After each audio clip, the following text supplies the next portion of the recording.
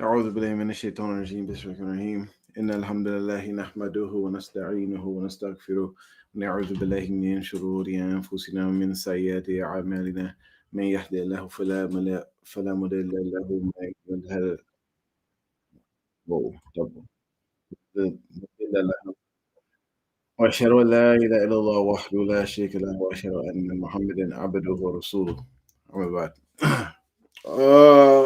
So if anybody's watching right now, can you please type in the chat to see whether you can hear me and if you can hear Amr.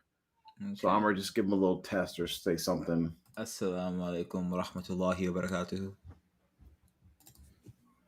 I can hear. Okay, I can hear you one thing.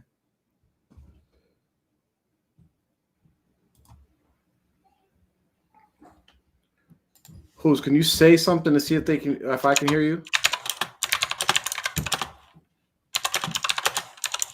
Are you saying something? They can hear me on YouTube, so I don't know. Let me know in the chat if you're saying something. This John right here, bro. Peak content. Love to see it. We can hear you both. Shukran amina. Jazakallah khair. It's just that Jaffer can't. So they can hear us, but I can't hear y'all. Yeah, but you guys can hear me. So it's got to be my end then. So Sheikh. When I leave the room, Amr, does it close you guys out? No, it does not close us out. Okay, so I'm gonna leave out. I'm gonna restart my computer and then I'll jump back on real quick. All right. Sound good? Yeah, inshallah. All right. Cool. Look at that. It's my screen now, chat. MashaAllah. Crazy. Real quick, chat. Real quick, because I know it's like the holiday season going around, and I was reading an article Mubarak shared about these Muslim people getting caught up in celebrating Christmas, and we do not celebrate Christmas. I don't care how enticing it may seem or how much it's just people view it as just a gift giving day for Christmas. No, Christmas is not about that at all. It is a pagan holiday. It is shirk. You cannot celebrate it under any means whatsoever. I don't care if you live in America and all your friends do it, or your kids have friends who are not Muslims and they all celebrate Christmas, and your kids are like, hey, Ummi, Abu, I want gifts too. Listen, your kids will be fine. You have 2 Eids. Go out for all the Eids and buy your kids gifts and stuff. But Christmas, Halloween, Easter, this is not what we do. We have our own holidays. We celebrate, and you don't need people to be out here like, yeah, Christmas gifts, a tree. We're gonna have a Christmas tree. Like a lot of people I've seen posting online with freaking Christmas trees in their Muslim households is insane. Yeah, we don't celebrate Christmas, and that shouldn't be news to anyone. You're Muslim, stick to that, and don't be trapped by something stupid as Christmas, like some make-believe holiday for Easter apparently passing on the day. Shout out to the Christians, we're very smart people. Saint Nick, the Pope. Ya Allah. There we go. Look at that, Jaffer figured it out, mashallah. That's my Sheikh, Chad. That is my Sheikh. All right, you like it? All right. Restart. Yeah, yes, we're gonna restart. It's like freaking plugging the router back in, Chad. Yep, plugging the router back in. That is the key to my parents' entire household. All right, right back in. I'm like, wow, son, you're a hacker for real. I'm like, yeah, something like that. Something like that. Alhamdulillah. All right, let me get reset up and get my documents back up. Fantastic. Also, okay. So did you fill them in on what we're covering today? Oh, no, I was talking about Christmas and how we don't celebrate Christmas, just to give a PSA. But yeah, inshallah, today we'll be covering the Futuhat Muhammadiyah, the book written by Mubarak Gilani, the short book itself, with like goat loving and and shirk, yeah, and satanic kind of demon signs. So we're gonna cover that. We're trying to like get through this book in some way, shape, or form before we move on to other things and cover up. So we wanted to finish one task before going to others because we tend to hop around. So we're going to try to go through as quick as possible and just try to cover the big things because it gets repetitive. but I think the repetition will help those that actually think that there's some kind of like scholarship or Mubarak Gilani like actually was any type of knowledgeable person, really just plagiarizing and making stuff up and stuff that goes clearly against no, my camera's not working. You guys can see me? No, your screen's blacked out. I was about to say what's going on. See, yeah, this shit, stuff. This jump is not liking me right now. There you go. Okay. You good? Switch back. You just cut it off, Dopper.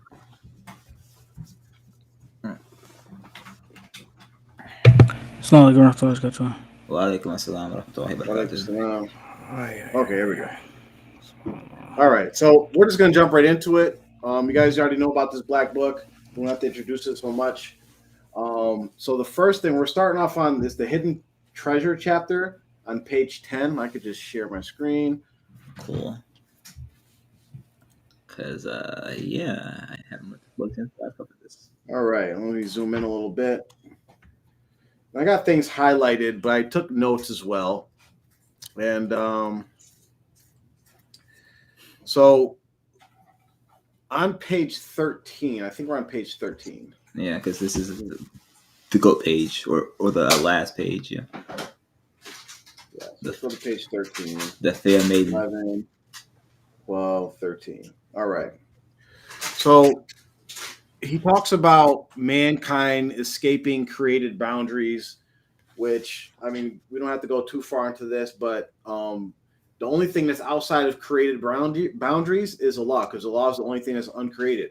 Everything other than Allah is uncreated or is created. So if you go into if you're talking about anything and you start talking about an attribute of being uncreated, you're committing shirk because you're telling whatever that is, taking on the attributes of Allah. Allah is the only thing that is uncreated. Okay, so mankind cannot achieve a status of being beyond the creation, time, space, dimensions, and all that. Mankind is created and will forever be in a created environment. Paradise is created, hell's created, everything except for Allah is created. And it this is kind of like the general theme in all these beginning chapters is basically trying to convince people that somehow they can, long and short of it, is become Allah. That's pretty much what he's trying to promote here. Let's see. There's constant fabrications in this. Let's see. He talks about Jesus, son of Mary, being a competent Sufi master. Jesus was not a Sufi. He was a Muslim. He was a prophet. Sufism did not come until hundreds of years after Prophet Muhammad sallallahu alaihi wasallam, or the term Sufism. So he was not a Sufi master, whatever that is. And then there's a fabricated quote, comes from Shiite sources, where it talks about Khalifa Ali. He said, allegedly, I mean, not allegedly, they're saying he said, which is it's a lie. Khalifa Ali never said this. This is not authentic. He said, an offspring of a perfect man, which has been called a point of Bismillah by Hadra Ali, right?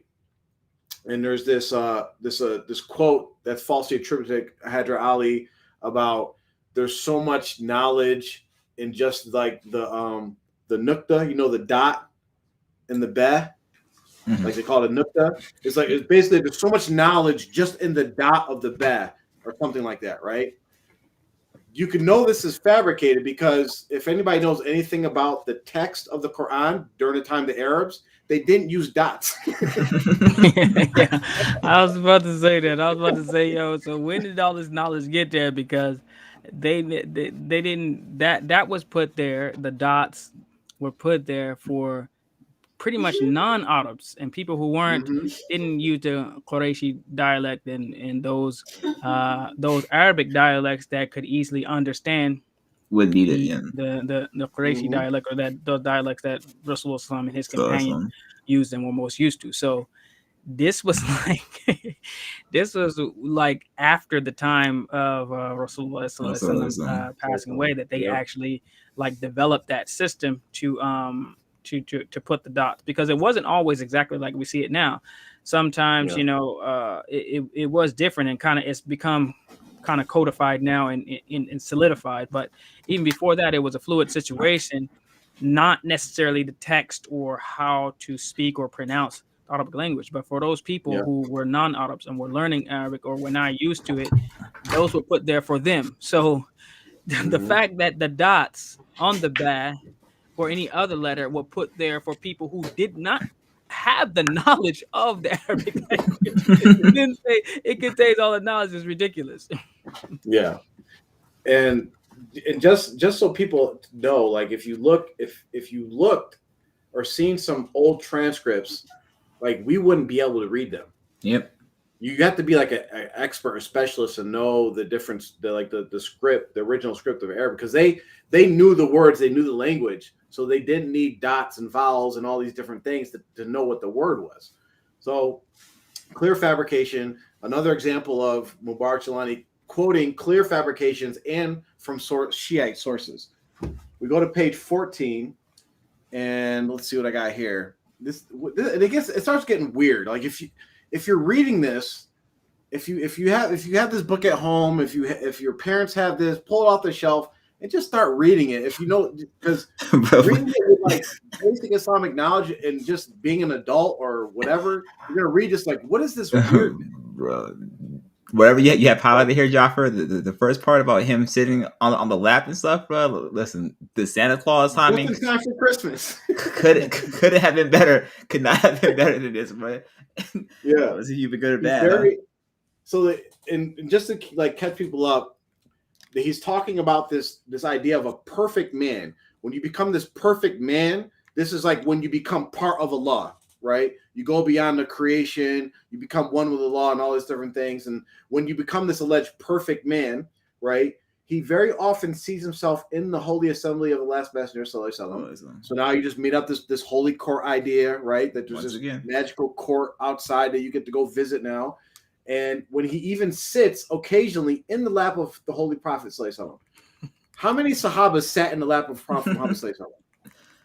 Hassan Hussein is probably might be it. You know, yeah. Well, kids, right? Kids, children. But like, the only thing I can think of that's like even close to this, because there's an adab with everything. There's an adab with Prophet Muhammad sallallahu alaihi wasallam, right?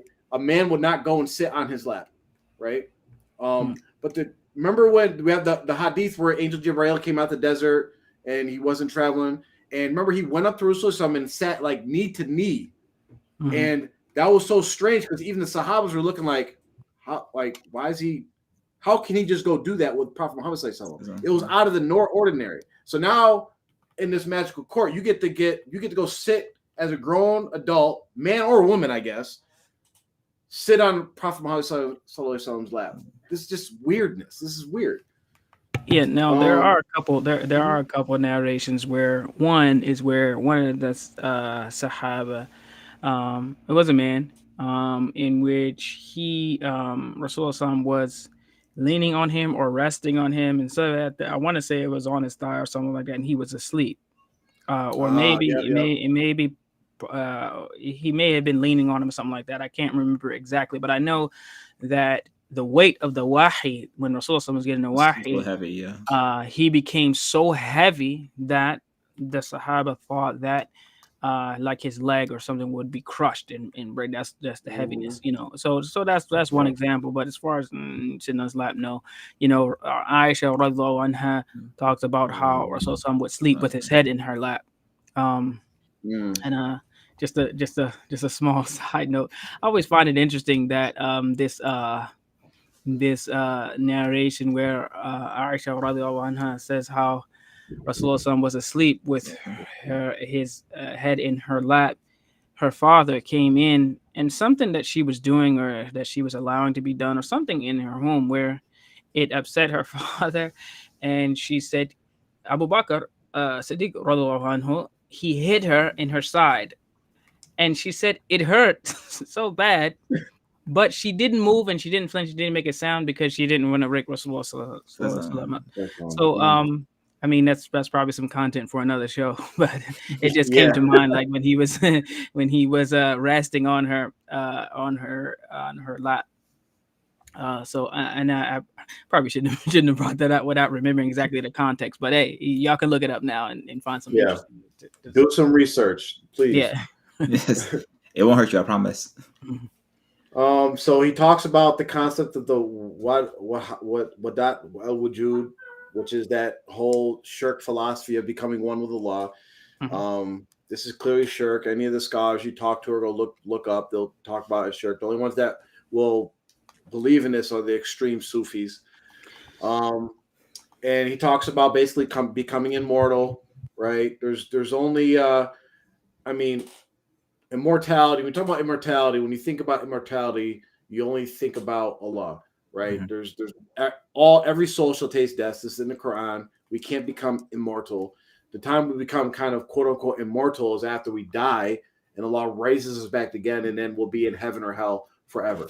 But true immortality belongs only to Allah.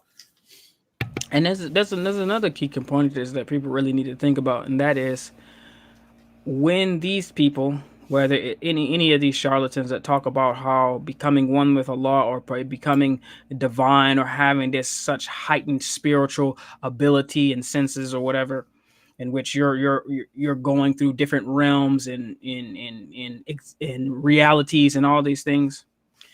The thing is, they know that you'll never be able to do it.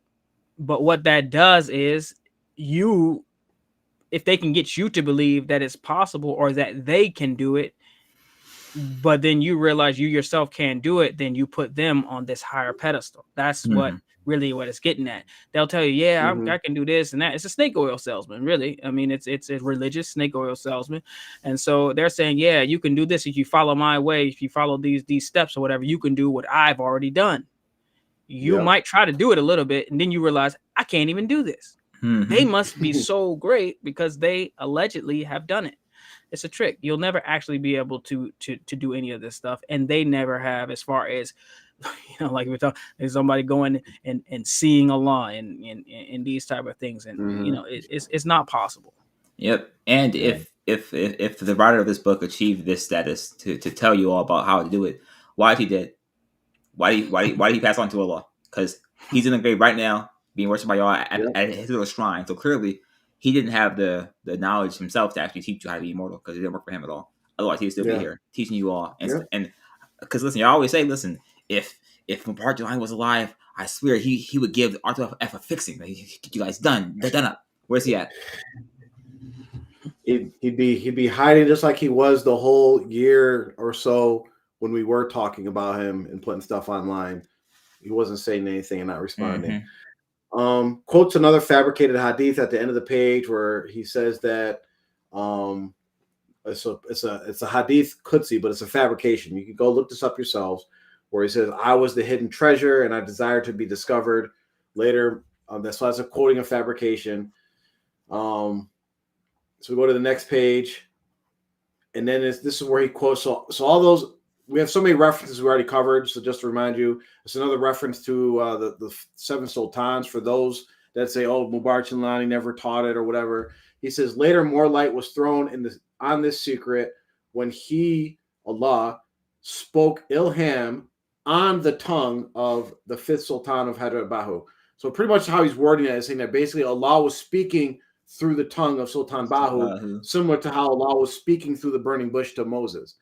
I mean, it's just silly. It's comedy at this point. He says another quote, "Man is my secret and I am his secret." I believe that's another fabrication. I don't know if it's fabrication, but I couldn't find this hadith anywhere. You only find it on Sufi websites. That's it, with no reference or source at all.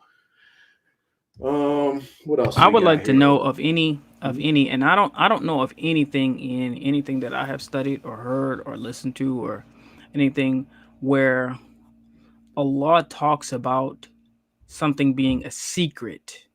Like Allah says, no one knows, the future except for him, or no one knows, it's the unseen. Like it's not a secret. You just don't have access. So it's like only the Sufis talk about secrets, like something is being hidden from or whatever. But this type of concept, secret, a secret, it denotes, it has a connotation that comes with it of weakness. Like if you have to keep something secret from someone, you would be weakened if it was exposed, or you're this that type of thing. Like you have to keep something hidden, or otherwise. But Allah does not need to keep a secret from anyone. Right. He can keep you from knowing about it. He doesn't have to keep it secret. I don't know. That's interesting, because when you I like how you put that, because when you start thinking about like what's the secret, what's the qualities of the secret. So it's very interesting because, as you said, when Allah speaks, He says, "I know it," or here's the information, or no one knows it but me.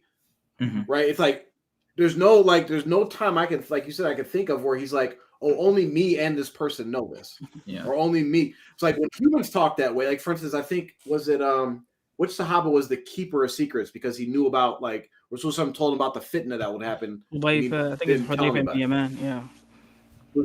Right. So he knew, like they said, the keeper of secrets. This is something information that was shared between Rasulullah and Hudayfa, the Sahaba. Yeah. And the thing is, and if we look at that, if we look at that as far as the secret, it was kept a secret. Like Rasulullah had told one of the Sahaba about a certain number of munafiqeen, right? He told them about him, and so this Sahaba knew.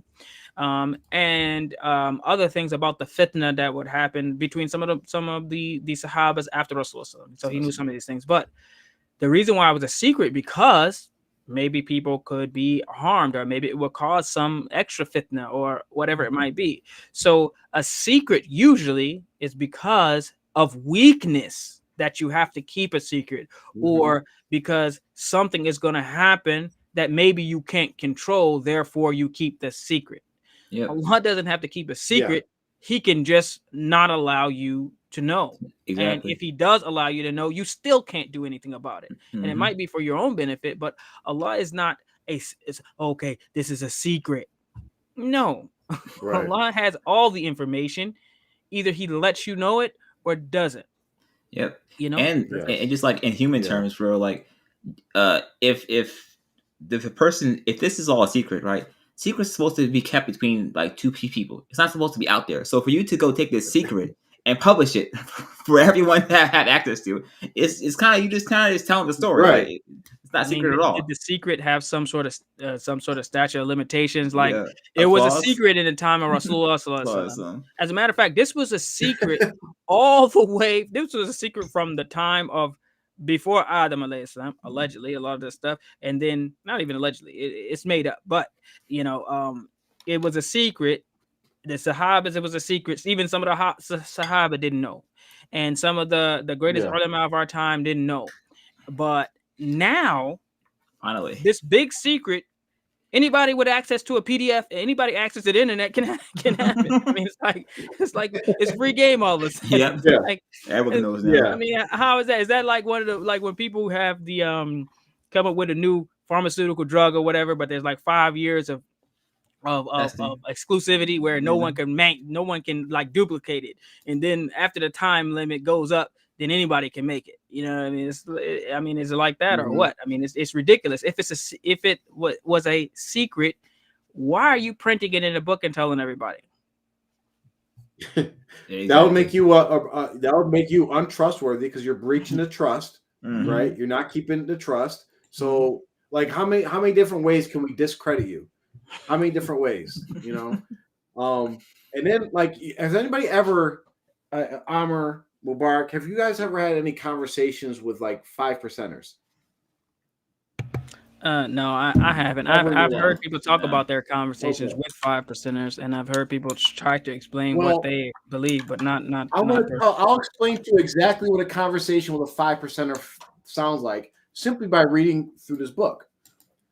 So he says, Almighty Allah had said that He is Ha of Huwiyat, which means that He is the one eye of the word Ha.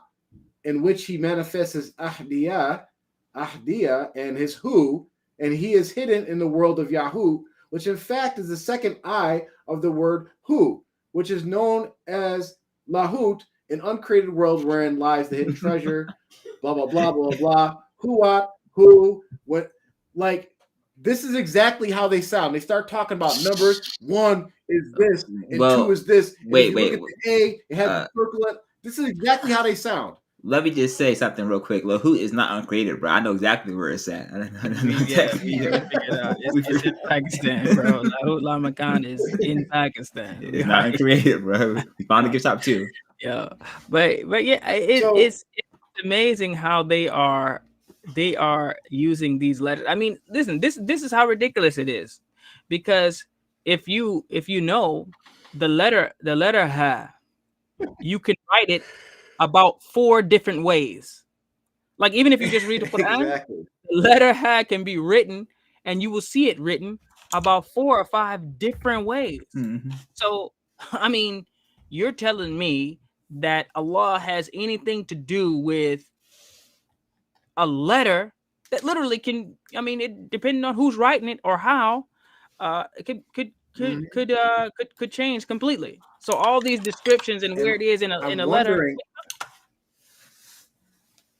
I tried to Google real quick to see, because I'm not even sure. Like, I wonder how the ancient letter, like during the time of Rasul, how they actually wrote the ha. I wonder how they actually wrote it, because he's talking about like the eyes, like the circles in the ha letter when you write it in that certain form, like they mean certain things. Well, did Rasul, did the Sahabas actually write the ha that way? I wonder. But like you said, there's so many different ways to write it, and this is all just, it's bullcrap, because you're basically finding up this like, where in the hadiths do you see anything remotely even close to Rasul saying anything about these letters and how they're written and what they mean?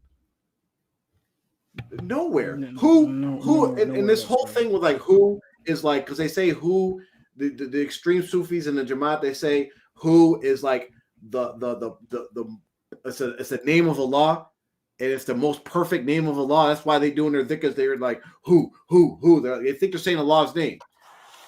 I can't call myself Al-Rahman or anybody else, or Al-Rahim, or any of the names that we know are Allah's attributes. We can't call ourselves. We have to say Abdul Rahman, Abdul Rahim, right? I can call myself who? I can call Mubarak who? Anybody. So how is that the greatest name of Allah when I can use it for anything? For anything. Actually, any inanimate object, any inanimate or animate object, person, place, thing, or whatever, when it is used as a pronoun, like huwa, it, he or it, and attached to a pronoun, his book, kitabuhu, who. It comes, it's literally every single person who has been attached, like as a pronoun. Like if I say, that's Jafar, that's his son, Ibnuhu. Yep. Every single person that's been mentioned in the Arabic language for since it has been spoken has been called who, and even objects or whatever. So it's just ridiculous, man. Mm-hmm. And that's where he says it right here in this last line. He says, again, this incident is a manifestation of his greatest name, who, as explained earlier. And if you go to the hadiths, if you go to the, what the scholars have said for centuries, there's different opinions of what Allah's greatest name is. Who is not on that list at all. When you memorize the 99 names and you have different like jingles and tunes, you can memorize. Go listen to them, go read them, go look up online and see if you see huwa or who on any of those lists. You will not see that. Okay, so this is just, again, diverting people from what is the truth that was conveyed to us through Allah and Rasulullah. And let me just say why it's so. I mean, one of the reasons why it's so important is just imagine, like what Jafar was saying, the names. What's the greatest name of Allah, and the names, the authentic names of Allah, we get knowing what the names of Allah are. They're from the sources of Islam, the Quran, the Sunnah. You know, that's where we get it from, and you have to stick to that. Why? It's like something much less important as your religion and what you believe about Allah is your money, for instance. So if someone said, hey, Jafar, I have a way that we can make $1 million in one day. Okay, how? It's a secret. Just give me $10,000 or whatever you got.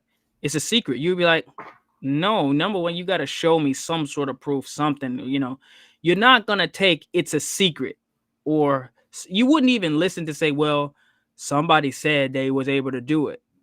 So if you would be much more careful with your money and your religion and or the beliefs you live on and what you die on, especially, is much more valuable to you than that, then you can never accept someone that says, well, it's a secret. There's no source. There's no proof, but it's a secret. It sounds nice. It sounds wonderful, but you have to be more careful than that. On page 16, this is where he starts flirting around with, some Shiite beliefs. He says, as a matter of fact, Muhammad, blessing and peace be on him, and Ali represent two aspects of the same reality, just as the two eyes of Hu represent the same reality.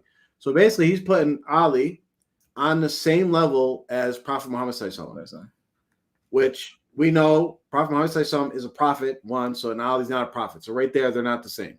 Rasul is the greatest prophet. So there's that. We know that the Sahabas are after the prophets, and we know the best Sahaba is Abu Bakr, radiallahu anh. And after him, Umar, radiallahu anh. And after him, Uthman. And after him, Ali. So they're not two aspects of the same reality. And then, later on, he starts misquoting Ali and attributing sayings to him that are from Shiite sources that aren't authentic. And that's a constant theme that we keep running into, is just how many times is he going to quote fabrications just because it plays into, his agenda. What else? He quotes this story that allegedly he told his son about contemplating over himself and saying that it shall suffice because nothing exists without you. Like he's allegedly told his son that all of creation is inside of you, which is some old like mystical weirdness, but it's not authentic. It's not from Sahih at all. What else did he say? He allegedly I search for these things. He says that Zain al-Abidin said, "Oh my Allah, if I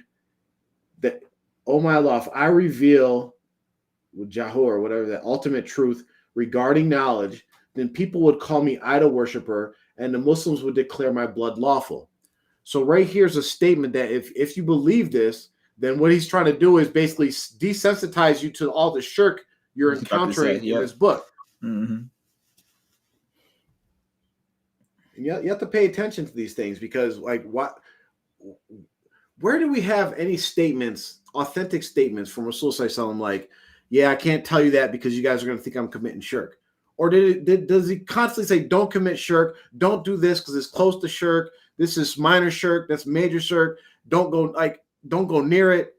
This is what Islam is all about, is avoiding shirk. Tawheed, pure, clear Tawheed. But these books, these types of teachings, these fraudsters want to bring you closer and closer to shirk. Who wants to bring you closer and closer to shirk? Shaitan. It's a clear sign that these people, whether they are sincere or not, are being influenced by Shaitan, who we know is never sincere. Let's see. Let's go to page 17. 17, what do we have here? He starts quoting, again, this is fabrications that are attributed to Sheikh Abdul Qadir Gilani, where he claims that Sheikh Abdul Qadir Gilani says that he was created before Adam, and that he was with Prophet Abraham in the fire. So if you read that there, he says, I was created before the time of Adam, and my secret is even older than my... listen to this. Imagine Mubarak saying, how old are you? and I say, I'm older than I was created. What? That's pretty much what he's saying. He says, I'm even older than my existence. You know, I was with Ibrahim in the fire and was in communication with him, and Almighty turned the fire cold the moment I appeared. I mean, just for instance, let's and you know what, listen, Abdul Qadir Gilani didn't oh wow, oh man, trying to fight that joke for a while, but he didn't actually say this. But let's just imagine someone did say this. Doesn't matter unless Rasulullah sallallahu alaihi wasallam can authentically be proven to have said this or anything like it. Then guess what? You cannot believe it as a Muslim. As a Muslim, you cannot believe it. Yep. This is the thing that people are missing. You cannot believe anything about the religion that Allah did not tell you to believe about the religion. I mean, you can believe something random that's not religious. Like you can believe, like sometimes we talk about, well, we won't get into it. But the thing is, you have to, anything you think that is part of the religion of Islam, it has to be sourced. It has to come from a source. So even if you think Sheikh Abdul Qadir Gilani said that he is existence and he was created before Adam alayhi salam, you have to regard it as a lie, even if he stood in your face and said it. I mean, if I said that to you guys right now, hey, whatever it is that I'm saying, you might know me as being a truthful person. You don't know me to be a liar. You don't know me to be someone who exaggerates or anything like that. And I'm just decent all the way around. But that statement, it doesn't matter how much you like me or how much you think I'm a nice guy. You cannot believe it. You have to say, okay, when did Allah say? What does Allah say about creation? What does Rasulullah sallallahu alaihi wasallam say about creation?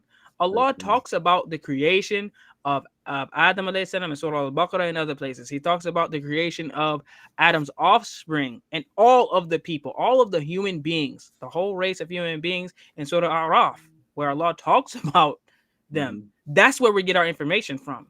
So for someone to say that they were created before that, that means they're saying Allah is a liar. Because Allah says he created Adam alayhi salam, and he said we are all descendants of Adam alayhi salam. He didn't say some of y'all are, some of y'all are not. So that means you're saying that Allah is not speaking the facts. That's dangerous. Someone who does not believe what Allah says is not a Muslim. And this is not what Allah said. So you have one or two options. You believe what Allah says, or you believe this. But what Allah says is where the Muslims are. And this is somewhere else. I don't know what religion it is, but it's not Islam. Yeah. And then he also claims that that Allah was talking to Sheikh Abdul Qadir Gilani and said to him, and he calls him Gausul Azam, which if anybody knows what that means, is actually shirk, right? It's actually shirk. That term, Gausul Azam, is shirk to call somebody that, call a human being, because it pretty much means like the greatest helper or something like that, right? So allegedly Allah is calling this human being the greatest helper. And then he says, I have manifested myself in man, right? We've already, and for all the people in TMOA that think that we're like our videos that we put up about the stuff that TMOA has said, specifically we're going to talk about the Trinity and Allah manifesting himself in Jesus and Isa. And it's hard for us to believe that Jesus isn't the son of, like, we're not, this is really what y'all was taught. It's right here. It's saying that you believe that Allah manifested himself in a man. That you are now a Christian. Sorry, you're a Christian. You're not even the good kind of Christian. You're not even a Unitarian. You're the ones that believe in the Trinity and that Jesus is part God on earth and all these different things. You have the same belief. So I mean, let's right there in the seriously, book. They can ask yourself this question. I mean, seriously, you don't even have to say it out loud. We'd love for you to call in the show and try to defend this, but Just ask yourself out loud. Do you believe that Allah manifested himself in a man, a perfect man? I mean, this is what this man says. I mean, you believe that? I mean, you have to really think. I mean, this is what your alleged perfect Murshid Kamil was teaching you. It's not Islam. And let's say you believe it. Why would Allah do that?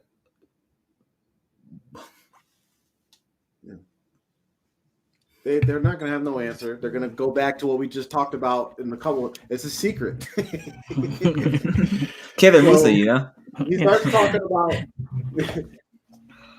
He starts talking about Sultan Bahu and whatever. But then he repeats some of the stuff that Sultan Bahu says, and Sultan Bahu says when the command kun be was given by Allah, I was there too. No, you weren't. No, you weren't. I can assure you were not there. That's the first part. So before we do the second sentence, he's basically saying, before Allah created anything, I was there.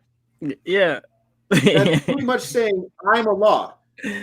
Because he's saying that he was not part of when Allah's command everything be and it is. That means everything come into existence. So he was already existing. So when Allah said be and it is, I was already there. That man special. Yo, what were you doing there, bro? That's like when you always have if you tell a story, there's always some dude who has a better story. Oh yeah, I caught this big fish. Well, yeah, I caught one too. What I caught in my own hands. He's the shark. Right. Yeah, it's like he's there. But let me back up a little to what Armor said, because I'm actually a really good question. Is why would Allah do that? Right. Why would Allah manifest himself in a man? Like, why would he do that? Let's think of what Allah does do. Allah is Maliki Yawmiddin, Rabbul Alameen. He's the Lord of all the worlds. He's the master of everything in existence. He can do whatever he wants, whenever he wants. As Allah says, Fa'alul lima yurid. He can do whatever he wants, whenever he wants to. He's high above his creation. Subhana Rabbiyal A'la. He's the highest above his creation. Right? So even if you go to the White House, right? President, you're not just going to walk up and talk to, Joe Biden or Donald Trump or whoever. No, there's going to be someone there that's going to meet you, maybe take your request. First of all, there's going to be guards there. So this is for an important human. Any and everybody they don't talk to, and any and everybody doesn't get access. What do? They have even the president. They have a press secretary. The press secretary sits there and answers a bunch of questions from reporters and the press, because the president is too busy to do that every day, or he's the president. He doesn't have to. So he has someone who gives the information, what the president legislates or wants to do, and they answer questions based on what they know that the president wants them to do. This is a small way of where you can give an example of how Allah is. Allah, no, everyone doesn't get to. I mean, you can talk to Allah. You're not gonna get a direct response. Allah's gonna say, "Oh yes, Jafar, what would you like? Okay, yeah, I'm here. Oh, you called me." That's not how it works. He's the king of all kings. He's the master of all creation. You can, and Allah does say, وَإِذَا سَأَلَكَ إِبَادِي عَنِّي فَإِنِّي قَرِيبٌ, that whenever the servants call for him, he is near. He hears you, and he does respond. But it's not like you think. You don't get to just, say, Allah, are you there? And he says, oh, yes, I'm here. Okay, what? And then has a conversation with you like that. So what does Allah do? Allah has angels who he gives tasks to. Can Allah bring down every raindrop however he can? Yes, of course he can. Can Allah control the winds? Of course he can. Can Allah do anything that the angels do on these tasks? He can do all of those things. But he's the king of all kings. He doesn't have to. And I'm not trying to be too long-winded, but you have to understand that Allah doesn't do these things because it's above his majesty. I mean, it's below his majesty. Sorry, Allah is much far above that, right? Yeah. So what does Allah do? He sends angels to do what he wants them to do. He sends angels. He calls the angels messengers. They do these things. What else does Allah do? Allah sends angels to then tell human beings messages from Allah, and those are the prophets, right? So Allah sometimes has 2 or 3 beings between him and the creation as far as telling you directly what to do or not to do, because we are just what Allah created. We are Allah's creation. We are all servants and slaves to Allah. We are not we are completely under his authority, and whatever he wants to do with us, he will. But we're not equal in any way. We're not close to him like that, in which we have the honor of talking to Allah and getting a response directly like that. If you make it to Jannah, and inshallah we all will, then you get the opportunity to see Allah. And but we really don't know of any of the interactions really beyond that. But you will speak to Allah on the day of judgment, inshallah, unless you're one of those people who Allah is not going to, as Allah says, that Allah is not going to talk to them. He's not going to purify them. And these are the people who it's amazing. I'm sorry going to stand you, but in it actually Allah talks about the people who he's not going to talk to and he's not going to purify, and they're going to have a painful punishment, is those people who they hide and tell lies about the book of Allah, and then they don't clarify it and they don't make tawbah from what they did. Allah says these are the people who he's not going to talk to and he's not going to purify on the day of Qiyamah. But so, long story short, for Allah to then manifest himself into a human being, which is lowering himself, and then into a human being, which is even lower compared to where Allah is at, to then what? Do what? Walk around and talk to you? This is going the opposite direction of how Allah does. Allah actually sends messengers to then go to other messengers who are human beings to then give the message to you. But instead, he manifests himself into a human being. This is purely from Shaitan. Shaitan wants you, as Allah says in the last one I say, Allah says, وَلَا تَتَّبِعُوا خُطُوَاتِ الشَّيْطَانِ إِنَّهُ لَكُمْ عَدُوٌّ مُبِينٌ. Don't follow the footsteps of Shaitan. He is a clear enemy for you. What does he do? إِنَّمَا يَأْمُرُكُمْ بِالسُّوءِ وَالْفَحْشَاءِ. He wants to encourage you and entice you to do evil and immoralities, and وَأَن تَقُولُوا عَلَى اللَّهِ مَا لَا تَعْلَمُونَ, and for you to say about Allah what you don't know. And this is purely what's happening here. Let's be careful. May Allah protect us. I mean, sorry for the khutbah. I just no, because we got to wrap up soon, but it brought up a good thing. And so one thing I wanted to mention real quick was just to ask the people to ask themselves, if you can become one with Allah, right? How is it a blessing? Because the greatest thing that happens to us when we make it to paradise, inshallah, we all make it to paradise, is that we actually get to see Allah. For all those people that get to become this perfect man and get to be one with Allah, how is that a blessing for them? Right? And then I know the response, because this is in the Jamaat that they say it's also part of the these goofy Sufi people that say this, is that you shouldn't strive to do good. And I'm pretty sure you guys have heard this before too. You shouldn't strive to do good for paradise or for fear of hell. You should just strive just to be with Allah, right? Like this whole thing, like, I don't want heaven, I don't want Jannah, I don't want that, I'm not afraid of hell, I just love Allah, and this is why I'm being a good Muslim, right? Well, guess what I've just found out recently? That comes from the holy book of Sikhs. That exact concept. Like they say, it's deficient if you are aiming for heaven or you're afraid of hell. You should just be aiming to be one for Allah. And I was just like, how didn't we know this? Because this is all coming from this. These concepts are coming from all the same region, the same people. You know what I mean? So I just wanted to mention that real quick. But I want to debate with you. I'll be TMOA because I know the answer to the question. Well, it's not the answer that they should give.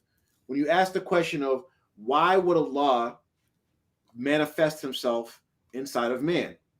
And 90% of TMOA, I'll say 99% of TMOA people wouldn't be able to answer that question because they don't know their own beliefs. But if you read Sultan Bahu's, whatever, Rasala Ruhi, he talks about it in there, right? So this is the answer that you would get, is that because when Allah created creation, Sultan Bahu was next to him, right? When Allah created creation, it was so beautiful and perfect. And he wanted to go experience his creation. But every time he went to go experience it or enter in creation, it would be destroyed by Allah's presence. So what he did is he created man, starting with, Rasul Sallallahu Alaihi Wasallam, which is basically a reflection of him. It's the version of Allah that can actually enter creation, and Allah can now experience his creation. That's the answer. So what's the rebuttal to that? So the answer is that Allah create, because you just said that for some reason, whatever Allah got close to his creation, it exploded. Why is Bahu there still then, or whoever the hell? He should explode it too. Yeah. That's a whole other different conversation. I would say why that's like, you have I'm sure all of us either have a phone or a computer that we're using right now. Mm-hmm. So on my computer, I was like, man, this computer is fire. It's a touch screen. It's a touch screen computer. It's really nice. This is the best computer I've ever had. Now, I like the computer. I didn't necessarily make it, but would it make any sense when they say, man, I really want to experience what it's like to be a computer? No, I got no desire to experience what it's like to be a computer. It's below me. It's something that has been created and put together, whatever. But no, you don't look at you don't look at a beetle or something and be like, yo, look at that beetle. I wonder what it's like to experience to be a beetle. It hasn't crossed no rational human being's mind to want to be a beetle or anything that's not necessarily a human being. Maybe you might want to fly or something like that, but to actually be that thing and to experience what it's like to be that thing, no. So for Allah to let's even go a little further into that, because when we desire stuff like that, is because we lack the knowledge of that experience. I want to know what it feels like to just glide in the air hundreds of feet above the ground, or I want to know what it feels like to be able to do whatever it is, right? So Allah has perfect knowledge. Yeah, exactly. It's very simple. What does Allah say? Wallahu ala kulli shay'in alim. And Allah is on everything. Allah knows everything. So everything, Allah is knowledgeable about everything. So if it's anything that someone has knowledge about it, why would Allah need to do something to be able to experience it? That means until Allah did that, whoever did had more knowledge about that thing than Allah did. Do you see how ridiculous that is? Until Allah did it, Allah, whoever was there before that has more knowledge than him. This is like purely from Shaitan. You just have to think a little bit about it, and it should become very clear.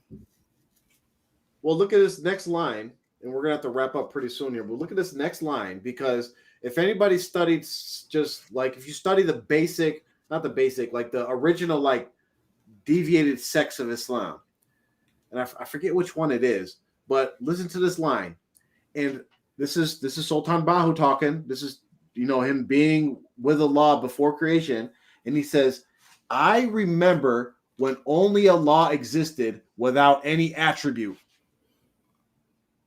You remember? Allah did not have attributes. Do you know? Well, just forget that hocus pocus. He claims there's a time when Allah didn't have any attributes. So Allah has been Allah forever. There's no like attribute he gained. There's no attribute he lost. And if you ever look at like those YouTube videos where they're debating like atheists, and I was about to get into one that. of the arguments they break up. Right? I was about to say Sultan Bahu clearly caused the Big Bang in this. And so the people that don't people might be thinking, okay, well, what's the big deal to say Allah, gained attributes? Listen, if Allah for instance, if I say, you know what, I used to be able to bench 135, now I'm benching 280 pounds. Okay, that means I improved. That means before now I was deficient. I was weaker. So for you to say, well, Allah, one of Allah's attributes is that وَهُوَ السَّمِيعُ الْبَصِيرُ. He's all hearing and all seeing. If you say that one of those attributes he didn't have attributes. Well, he wasn't all seeing. He couldn't see, or he wasn't all seeing. That means what you're saying is at one point in time, Allah was weaker than he is now, or he was deficient, or that Allah can improve, so that there's somewhere where you can say, well, if Allah could do this, he would be better. No, all of Allah's attributes, he has always had them. And Allah has always been how he is. There was never a time where Allah wasn't who he is. Didn't exist. There wasn't no existence in which Allah wasn't complete in who he is with all of his attributes. And so to believe that Allah, somehow added features is it's not compatible with Islam. And for someone to believe that is very dangerous. I stopped short of saying that is kufr and takes them out of Islam, but to stay on that belief after these are because it's I just googled it real quick, the Jahmiyyah and the Mu'taziliyah. These are the ones that denied Allah's attributes. Yeah, and some of them denied some, others denied all. The ones that deny all of Allah's attributes, they're out. So if someone says that Allah has all of his attributes, okay, I can't say that they're not a Muslim. Now, if someone said that there was a time where Allah didn't have any attributes, I mean, I don't know. It's dangerous. It's like, I mean, to me, in my mind, I'm like, hey, nigga, he ain't Muslim. But I'm like, I don't want to. It's hard to say. It's hard to say it out of your mouth because you don't know for sure. I'm saying it's very, very dangerous. It probably is kufr. But I would say if the person is mixing the fact that they're saying, oh, yes, Allah has all of his attributes, all of the attributes of Allah that are found in the Quran, Allah has them. But one point in time he didn't. I'm like, yo, that's not compatible. You need to correct that part of the belief. Now, if they want to stay on that, then I say, hey, you got to be careful. I just don't want to. I don't want to. I'll stop short of that. Oh, yeah, but we're not declaring takfir on anybody. Just to be clear. I mean, whoever wrote this book, I think it's clear that if whoever wrote this book believes what they wrote, they're not a Muslim. Whoever wrote this book, if they believe what they wrote in this book, they ain't a Muslim. This stuff is not Islam. It has nothing to do with Islam. It's actually contrary. So that we can be sure of. Yeah. All right. So just a little recap. We're going to go into the next chapter. The next time we talk about this book, the Stuart Holdswade, Minds Without Boundaries. Remember, that was a satanic book that he was referencing. He created his own language, talking about a hymnoid for whatever a hymnoid is. What other stuff? He's Ahdiya, which he says it's a state of beyond oneness, which if you actually think about the stuff, like Allah is one. How can you go beyond oneness? Like, it's just, this stuff doesn't make any sense, no sense whatsoever. If there's any questions, please post them in the chat. The next time we're going to talk about the chapter of The Secret of the Secrets, which pretty much he copied just a bunch of stuff from a book attributed to Sheikh Abdul Qadir Gilani, which is The Secret of Secrets. And then he goes to the explanations and all that. And just to be clear, because we have to kind of like drive this home with people. I have to remind myself every now and then. It's very easy to get like caught up into like personalities, right? Like, because you read these stories about these sheikhs and these figures of the past, and like, man, that's my guy, you know. But everybody, if they're not Rasul Sallallahu, if they can make mistakes, right? They can make mistakes. Sheikh Abdul Gilani, he's an accepted scholar, Sufi circles, Salafi circles, Wahhabi circles, whatever you want to call them, they all revere and accept this guy. But he has made mistakes. He has quoted some, weak hadiths, fabricated hadiths, so different concepts. He has made mistakes, just like anybody else that's a scholar has made mistakes. Nowadays, until the end of time, scholars are not perfect. So you have to remind yourself that when you hear that, oh, so-and-so said this and this is wrong, and you think, oh, who are you to say he's wrong? Well, we can go to the Quran and Sunnah, and we can go to the consensus of the scholars and go to what the Sahaba said and we can do that. But everybody makes mistakes, so don't get caught up into that. Okay. I think this is what was this? Joe Brown. I don't know if that's a real name or not, but asked a pretty good question. Pretty good question. I wonder. I'm gonna ask you, Sheikh Jafar first, and then I let you take a crack at it. Who you think? You get one answer. You get one answer. Which Sahaba spent the most time with Prophet Muhammad Sallallahu Alaihi Wasallam, including his family? Does anyone has the answer to this question? Also, where is it documented? If I had to pick, we only get to pick one. Yeah. So I'm going to go with Abu Bakr. Okay, I'm going to go with Bilal. Whoa, okay. wait. No, hold up. Right? No. That's you it. You already gave me answer. No, okay, go ahead. You can ask the second one. You go ahead. You get another shot. Go ahead. I guarantee it's someone that people are not gonna necessarily think of. Go ahead. Come on, Jafar. I can think another guess. I'm still gonna go with Abu Bakr. I'm gonna go with Abu Bakr. Okay.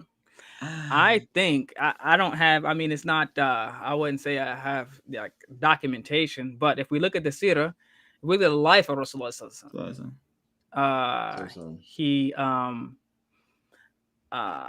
if you just want to go just prophethood only or just whole life, but so he did know Abu Bakr Siddiq radiallahu anhu, before prophethood. Of course, it was a friend of his, but I would say Khadija radiallahu anha probably spent the most time with him, 25 years as his wife.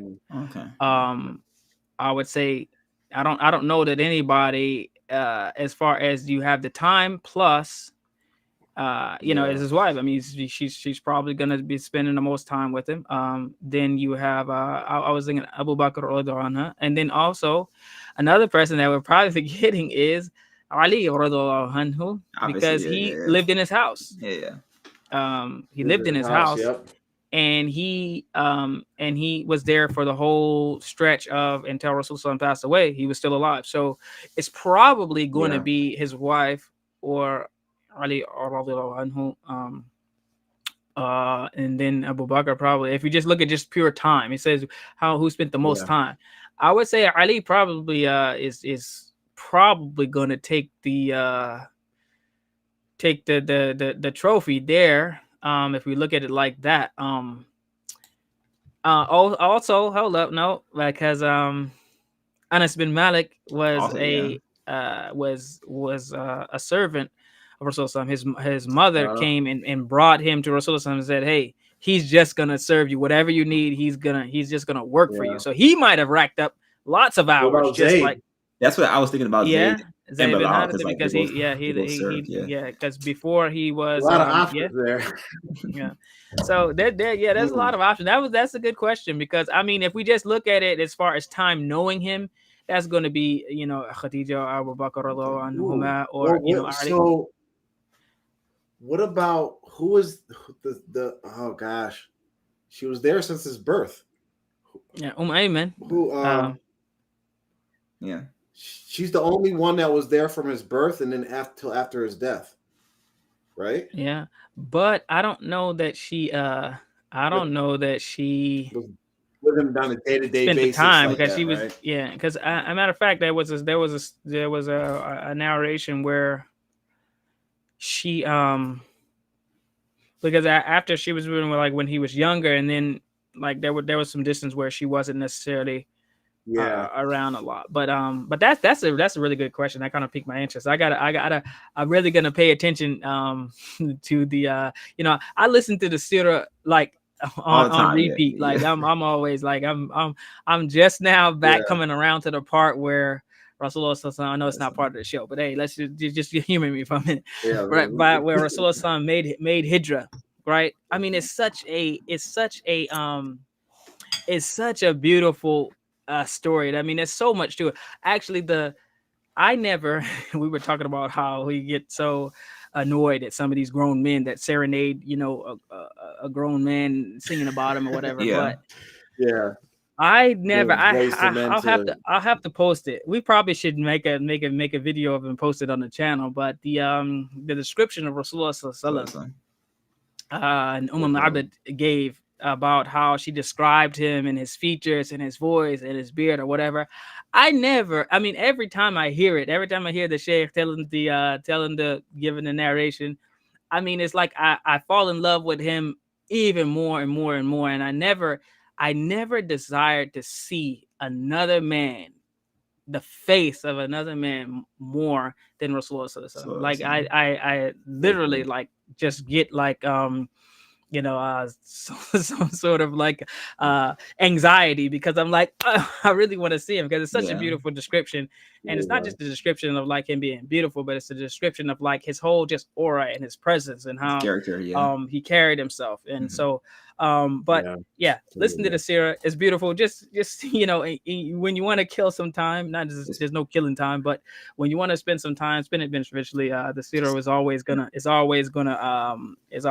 do you wonders, inshallah. But I'll be trying to track the time and see who comes up the most throughout his period of his life, and maybe I'll report back with an updated I would say definitely in like public, it's gonna be Abu Bakr, and then probably Umar and Uthman, because you always hear the scholars say, like, whenever you hear a hadith, he said, I seen Rasulullah Abu Bakr, I seen Rasulullah and Umar. Like he was always with, but that's like public, everybody's seeing him.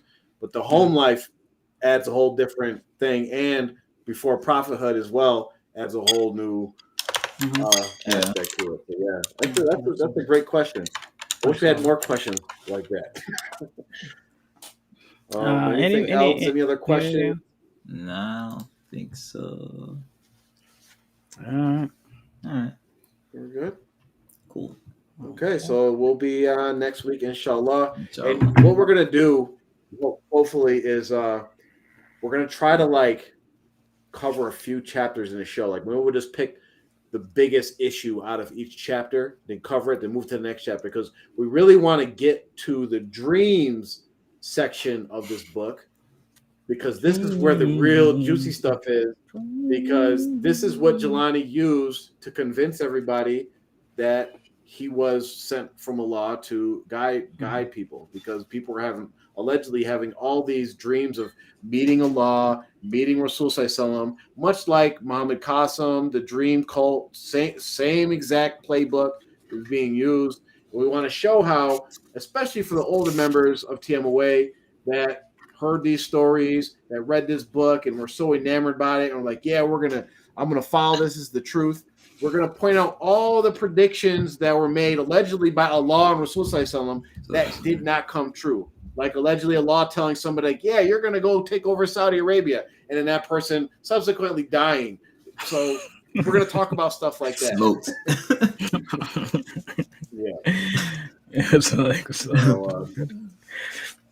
Guys, I'm ready to close this out.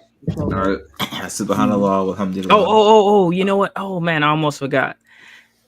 I have breaking news. What is it? Lahut Lamakan is in Pakistan. If you were wondering, if you missed that part, Lahut Lamakan is in Pakistan.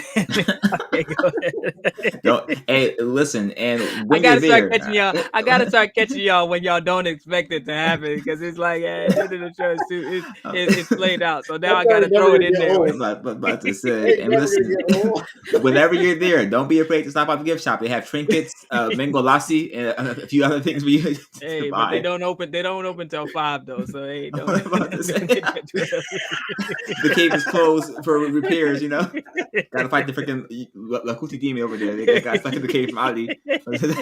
Ali's still the demon in the cave. The giant that he kicked out of there might come back.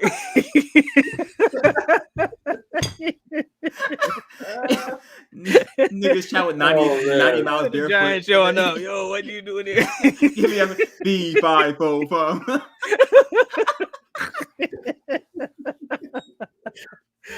Blue G, I miss you. Miss you so much.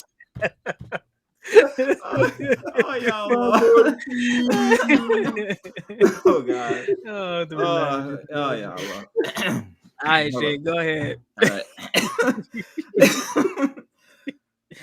Subhanallah, walhamdulillah, wallahi la illallah, wallahu akbar, wala hawla wala quwwata illa billahi al-aliyyil azim. Assalamu alaikum wa rahmatullahi wa barakatuh. Wa alaikum salam.